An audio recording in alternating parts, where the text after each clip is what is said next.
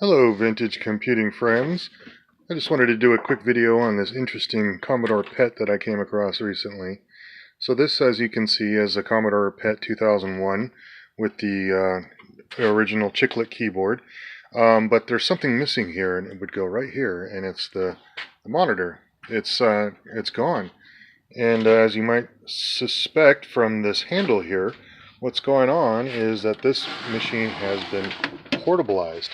And so there's some interesting hardware additions in here that connect up to this switch box, which I'll go into in a moment. But what we have here basically is a original Commodore PET where the monitor has been removed and the top surface has been there's been this nice hard vinyl surface installed on it, so you can place your monitor or television here, really, because it has a RF modulator in here.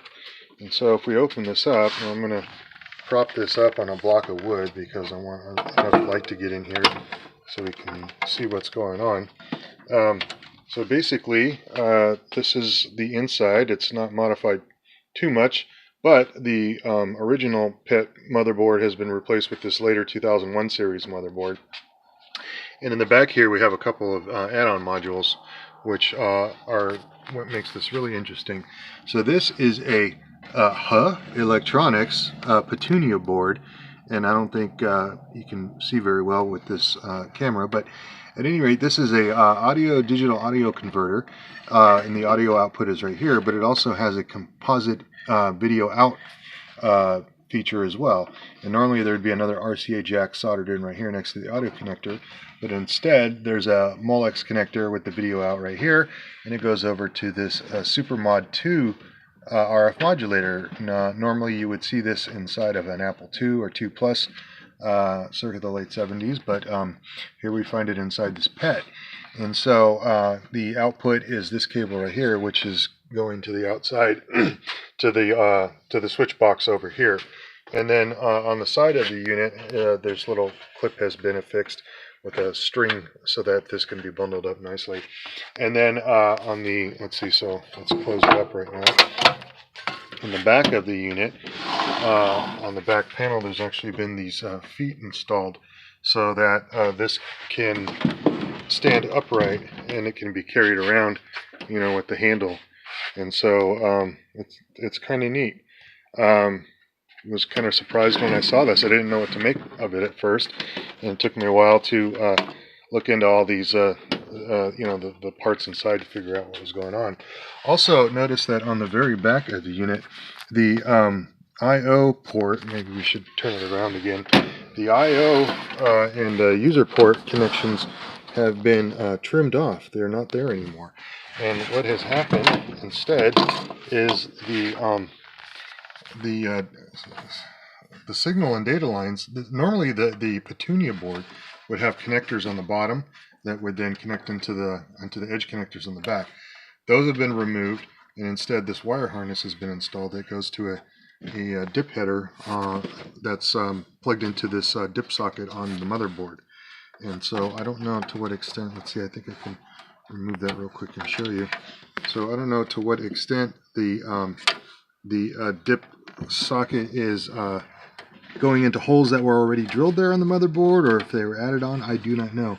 I think I'll take the motherboard out and look on the bottom and see. So I'm going to pause this now.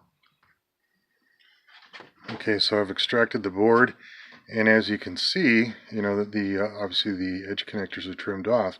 But then you have a bunch of these jumper wires that go off from the I/O lines that are on the user port, and they are routed over to the pins of the dip connector, and that's definitely drilled on into the board.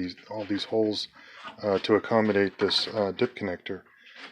So pretty extensive modification.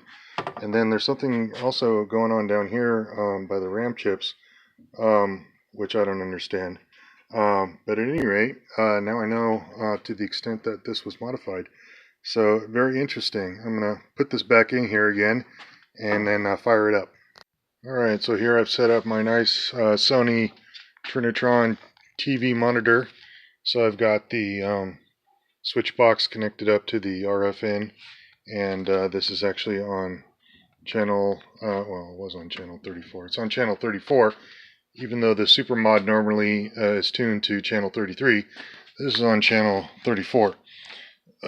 So I'm going to turn it on now, the pet, and there we go. It goes into basic. The signal is a little jumpy, but got almost a 8K free, or I guess this maybe is a 8K unit, and then it initializes, but I don't get any response from any of the keys on the keyboard. So I'm thinking it's probably less a keyboard issue and more probably a stuck bit somewhere.